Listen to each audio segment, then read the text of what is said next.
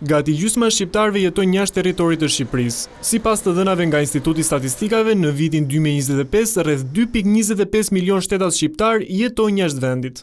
Duke krahasuar me anketën e fundit të zhvilluar atë të vitit 2019, numri është rritur.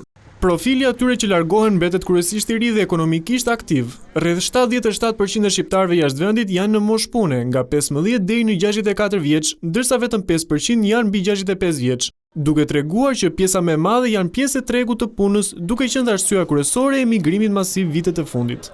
Sot destinacionet kryesore mbeten Italia dhe Greqia, të ndjekur nga Gjermania, Franca dhe Mbretëria e Bashkuar.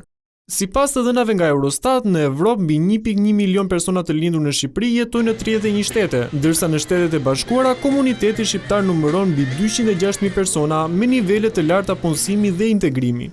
Në publikimi, Stat thekson se këto të dhëna synojnë të ndihmojnë politikbërësin në hartimin e politikave më efikase për diasporën, në një kohë kur emigrimi mbetet një nga sfidat më të mëdha strukturore për Shqipërinë.